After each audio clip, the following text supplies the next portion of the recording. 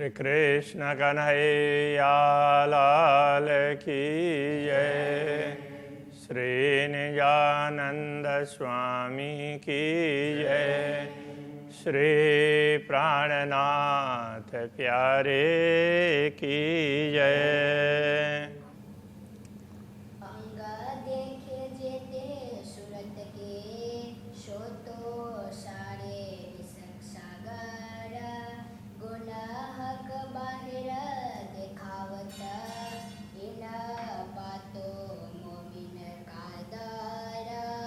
इन बातों मोमिन कादर।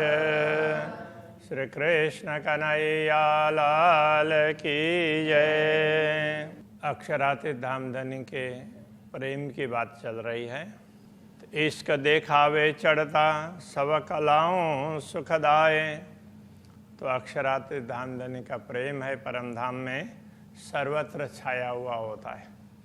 तो ब्रह्मात्माओं में भी वही प्रेम है, वहाँ की सब सामग्रियों में भी वही प्रेम है, पशु पक्षियों में सब में वही प्रेम है।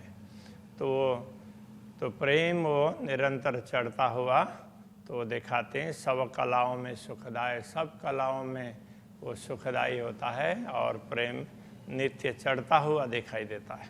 घट बड़ा अरस में है नहीं। वैसे तो घटना बढ़ना परम धाम में होता नहीं है, किंतु पर इसके देत दिखाए। प्रेम के द्वारा, प्रेम के कारण ही ये दिखता है, बढ़ता हुआ दिखाई देता है। कहना सुनना देखना अरस चीज न इश्क बिना। कहना सुनना देखना परम धाम में प्रेम के बिना कुछ भी नहीं है। बोलते हैं तो भी प्रेम टपकता है, देखते हैं सुनते हैं सब में प्रेम ही प्रेम टपकता है। जो कछ सुख अखंड सो सब इसका पूरन। तो परमधाम की कोई भी अखंड सुख है वो सब प्रेम से ही परिपूर्ण है। जो कोई आरस जिमिया में पशु या जानवर। परमधाम में ब्रह्मात्माओं के अतिरिक्त जो भी पशु पक्षी जो भी हो तो वो सब कैसे हैं? सो स्वरूप सारे इश्क के, वो भी प्रेम के ही स्वरूप हैं। एक अजरा न इश्क बिगर। प्रेम के अतिरिक्त तो कुछ है ही नहीं। जो भी परम धाम के सामग्री है सब प्रेम की ही है। अक्षरातीत धामधनी का प्रेम सर्वत्र इस प्रकार व्याप्त है। अब उदाहरण दे रहे हैं। दुनी पंखी बिछवा ना सहे वह आगे ही उड़े अरवाह। दुनिया में एक छोटा सा पक्षी होता है, वो भी दूसरे पक्षी उसका परस्पर वो उनका प्रेम है। तो एक मरता हो तो उसका वियोग सहन नहीं कर पाता, दूसरा भी मर जाता है। जैसे रामायण लिखा गया तो वाल्मीकि जी देख रहे थे एक तालाब में क्रौंच पक्षी दोनों प्रेमालाप में थे। तो एक व्याधा ने आकर के तो एक को मार दिया। तो दूसरे ने उसको देख करके, तो उसको मरते हुए देख करके उससे मरने से पहले उसने अपने प्राण छोड़ दिए। तो उनको लगा कि तो इसने फिर उनको लगा कि ये व्याधा कितना निर्दयी है। तो उसमें उनसे अंदर की उनकी करुणा है वो शब्दों के रूप में बाहर निकले। तो वो पहले काव्य बना। तो ऐसा माना जाता है। यत् क्रौंच मिथुनादेकम अवधि काम मोहितम। तो मां निषाद प्रतिष्ठाम त्वाम अगम शाश्वती समा। ऐसा करके ये श्लोक का श्लोक की प्रथम पंक्ति है और वो पहले बोली थी वो दूसरी पंक्ति है। तो उस प्रकार की बात ये कहते हैं कि यहाँ पर पक्षी भी एक दूसरे का वियोग सहन नहीं कर सकते। वो दूसरे के वियोग की पीड़ा तो सहन नहीं कर पाते हैं, वो उससे पहले ही मर जाना चाहते हैं। गिरता है आकाश से होता है पुरजा पुरजा। तो वो आकाश में उड़ रहे हों तो भी वो गिर करके तो वो उन शरीर उनका टुकड़ा टुकड़ा हो जाता है। ये पंखी प्रीत दुनिया की होशी अरस के कैसे जानवर, ये दुनिया के पक्षियों का ये प्रीत है तो परमधाम में कैसा प्रीत होगा, परमधाम के पक्षियों में, पशुओं में। ये नेमुना इतना बने, और बताइए क्यों कर, जब उसका उदाहरण ही दुनिया में नहीं बन सकता है तो बताएं कैसे। पूरा असल झिमी बराबर और उज्ज्वल ज्योत प्रकाश, परमधाम की पूरी भूमि है वो प्रकाश से परिपूर्ण है, वो प्रकाश प्रेम का ही है, ये कहना चाह रहे हैं। कहो कम ज्यादा न देखिए और ज्योत भरे अवकाश, तो प्रकाश कहीं भी कम हो कहीं ज्यादा हो ऐसा लगता नहीं, सर्वत्र प्रकाश छाया हुआ है, तो वो प्रकाश प्रेम का ही है, तो प्रेम ही तो छाया हुआ है, ये कहना चाह रहे हैं। पशु पंखी सब में पूर्ण, दिल छाया पूर्ण बन, तो पशु पक्षी भी, पशु पक्षी में भी वही प्रेम परिपूर्ण है, और वो जैसे चाहते हैं अक्षरातीत धामधनी, उसी प्रकार से वन उपवन वगैरह हैं तो उनमें भी वो प्रेम ही छाया हुआ है। इन जिमी पशु पंखियों जिक्र करे रोशन, तो परमधाम की भूमि के पशु पक्षी हैं वो सब हमेशा जिक्र करते हैं, जिक्र मतलब स्मरण करते हैं, तो अक्षरातीत धामधनी के प्रेम का ही स्मरण करते हैं।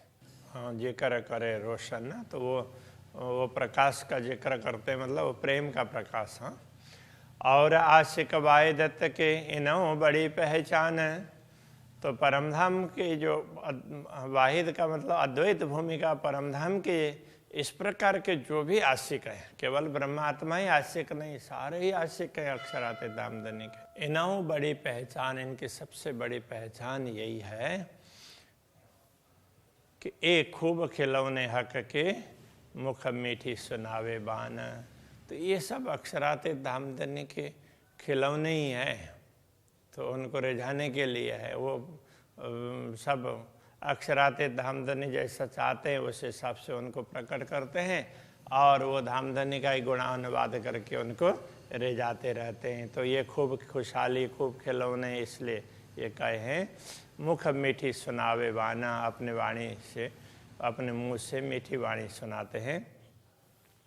खूबी खुशहाली पूर्ण, ऐसी ये पूरी खूबी खुशहाली है, मतलब ये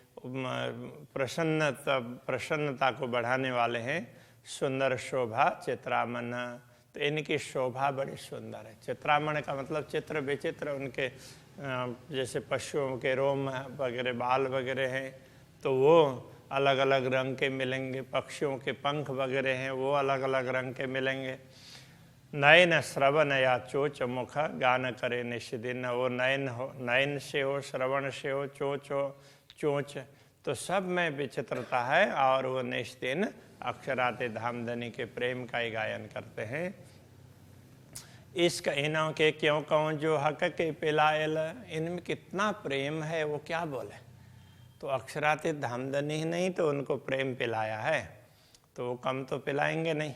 कोई कहे न सके इनो बड़ाई, ए अर्श अजीम असल, इनकी महिमा का गायन कोई कर ही नहीं सकता है, क्योंकि ये तो असली परमधाम के, जब परमधाम के पशु पक्षियों का ही ये हाल है, उनकी महिमा का वर्णन नहीं हो सकता, तो ब्रह्मात्माओं का कैसे हो सकेगा। फिर श्री श्यामा जी एवं अक्षरातीत धामधनी का कैसे हो सकेगा, उस तरह से समझ लेना चाहिए। सब गुण इनों में पूर्ण, नरम खूबी खुश बोए, इनमें सारे गुण भरे हुए हैं, तो इनमें नरम का मतलब विनम्रता है, और इनकी वाणी में ऐसी विशेषता है, और इनके शरीर में भी उनसे भी सुगंधि निकलती है। मुख वाणी ज्योत चित्रामन, ए हक को रिजावे सोए, मुख वाणी से अथवा अपने मीठी मीठी वाणी बोल करके, अथवा वो अलग अलग प्रकार के उनके शरीर के रंग हैं, तो उनसे अलग अलग प्रकार की कलाएं प्रस्तुत करके, तो वो सब अक्षरातीत धामधनी को प्रसन्न करने में लगे रहते हैं।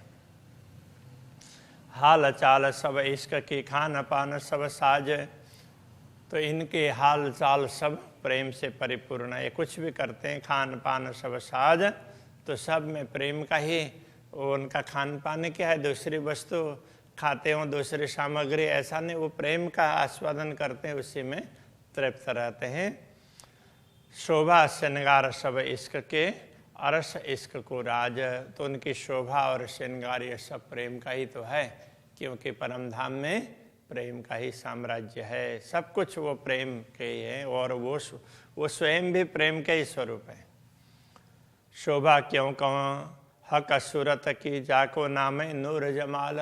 अक्षराते धामधनी के स्वरूप की शोभा की क्या बात करें, वो तो उनका नाम ही नूर जमाल है, वो प्रकाश का, प्रेम का प्रकाश है, और तो उसका तो उसके सौंदर्य के वो पुंज है। ये दिला आए इसका आवत, या को सहुर बदले हाल। अक्षराते धामधनी का स्मरण करते हैं, उनको दिल में बैठाते हैं, तो फिर प्रेम प्रकट होने लग जाएगा। या को सहुरे बदले हाल, इनका स्मरण करने मात्र से भी हाल बदलता है। इसलिए कहते हैं अक्षराते धामधनी का स्मरण कोई भी करता हो, दिल में बैठाता हो, तो फिर उसका हाल चाल सब कुछ बदल जाता है, सब कुछ परिवर्तन हो जाएगा। हक सूरत अति सोहनी, अति सुंदर शोभा कमाल। अक्षराते धामधनी का स्वरूप है वो सोहनी, सुहावना, मनोहर, बड़ा सुंदर है। अति सुंदर शोभा कमाल, उनकी बड़ी सुंदर शोभा है, ये कमाल की है, ऐसी कोई उदाहरण देने वाली दे ही नहीं सकते, ऐसी है। बैठे हका इश्क छाया मैंने, दूजे इश्क लगे दिल झाल। ब्रह्मात्माएं अथवा परमधाम के तो सभी सामग्रियां, पशु पक्षी वगैरह सब ये इसी प्रेम की छाया में, अक्षराते धामधनी की प्रेम की छाया में रहते हैं। दूजे इश्क लगे दिल झाल, तो दूसरों को तो ये प्रेम है तो ऐसा कुछ लगता ही नहीं है। एक तो ये भाव इसका निकलेगा, दूसरा ये है, तो एक और से तो ये प्रेम कैसा है, शीतल छाया प्रदान करता है। दूसरा, यदि इसका वियोग हो जाए तो दिल में आग प्रकट होने लग जाती है वियोग की। और कछुए दिल है नहीं बिना हक वायदत। ब्रह्मात्माओं के दिल में तो अक्षराते धामधनी को छोड़ करके दूसरा कुछ है ही नहीं। और जरा कित कहूँ नहीं वाहिदत इश्क निश्वत। तो ब्रह्मात्माओं के हृदय में अद्वैत भूमिका का प्रेम है, अक्षराते धामधनी है, उनके अतिरिक्त कुछ भी नहीं है, उनके साथ संबंध है, बस वही उनको स्मरण में रहता है। जित रहे आग इश्क की, तित देह सुपन रहे क्यों कर। अब ये प्रेम कैसा है, तो शीतलता भी प्रदान करता है और तो वो आग भी जला देता है। जब प्रेम का अनुभव कम होता है तो फिर बेरह की आग जलने लगती है। तो जित रहे आग इश्क की, जहाँ प्रेम की आग जलने लग जाती हो, तित देह सुपन रहे क्यों करा। तो वहाँ स्वप्न का देह टिक करके कैसे रह सकता है। परमात्माओं को के तो हृदय में तो जब राज्य का विस्मरण हो जाता है तो बड़ा बेरहा होता है, तो वो उसमें लगता है कि वो शरीर में आग लग जाए, इतनी बड़ी पीड़ा होती है। बिना मोमिन दुनी ना छूट ही, दुनी ज्यों बिना जलचर। तो ये दुनिया छूटेगी भी, वो परमात्माओं से छूटेगी, तो उनको दुनिया के प्रति मोह नहीं रहता है। बाकी तो जैसे जलचर जल के बिना जी नहीं सकते, तो दुनिया के लोग तो ये मोह के बिना वो जी नहीं सकते, उनको तो प्रेम का कुछ ख्याल ही नहीं है। तो ब्रह्म सृष्टि घर इश्क में और दुनिया घर कुफर। अंतर यही है कि ब्रह्मात्माओं का घर प्रेम का है, परमधाम है और प्रेम से परिपूर्ण है, और दुनिया के लोगों ने अपना घर दुनिया को, माया मोह को मान लिया है, तो ये कुफ्र भ्रम है। तो मोह में न जले न आग इश्क के, दुनी जाए जलवर।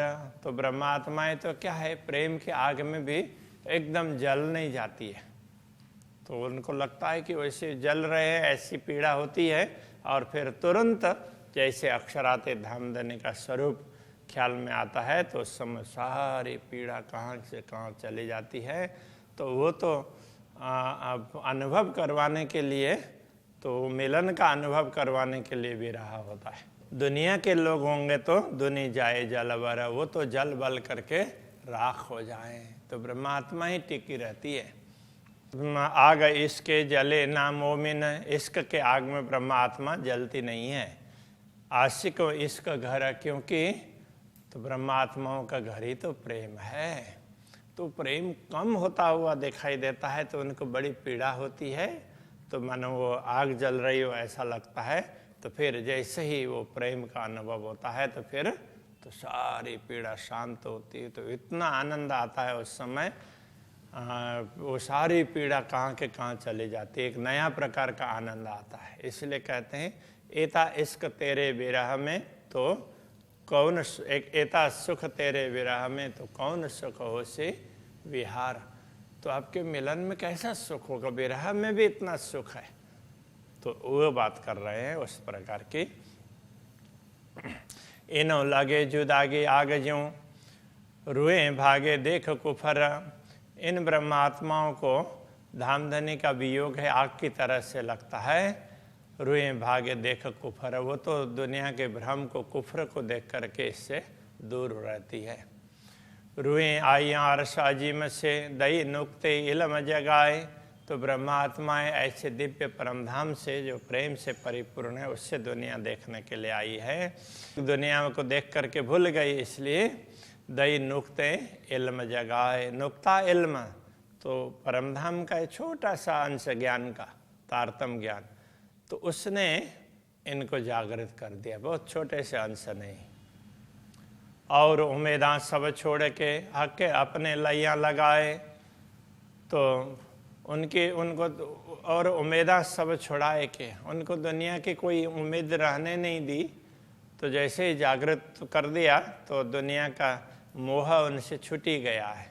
इसलिए अक्षरातीत धामधनी ने उनको अपने आप में ही लगा लिया, अपने में ही अपने साथ जोड़ लिया। वस्त्र भूषण सब इश्क के, इश्क सेज्या से नगार। इसलिए ब्रह्मात्माओं का वस्त्र आभूषण सेज्य सब कुछ उस प्रेम का ही होता है। हक इश्क हक खिलवत, रुए हादि हक भरतार। तो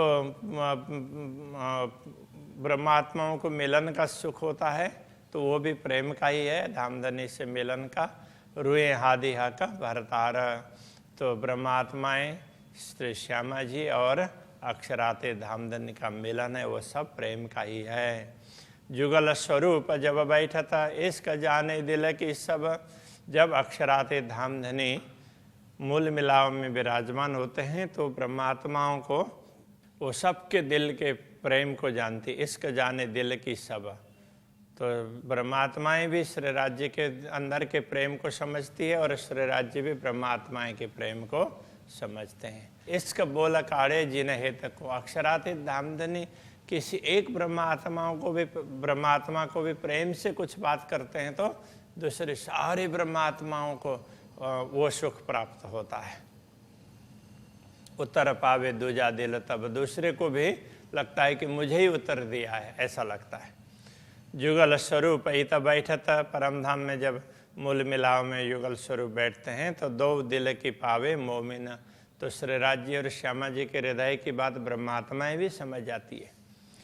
एक वचन मुख बोलते, पावे पड़ उत्तर आधे सुकन।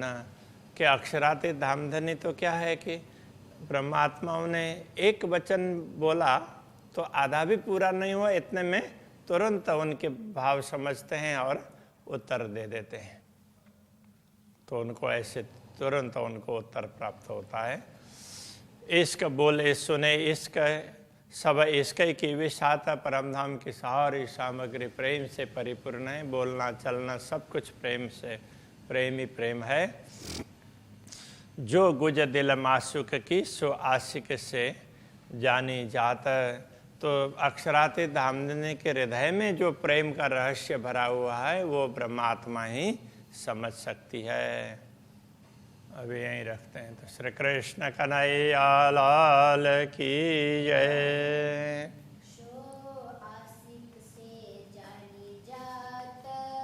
सो आशिक से जानी जात। इश्क बोले सुने इश्क,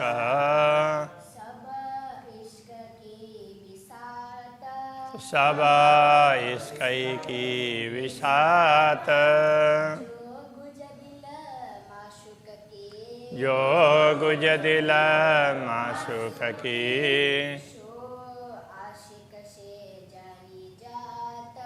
जो आशिक से जानी जात।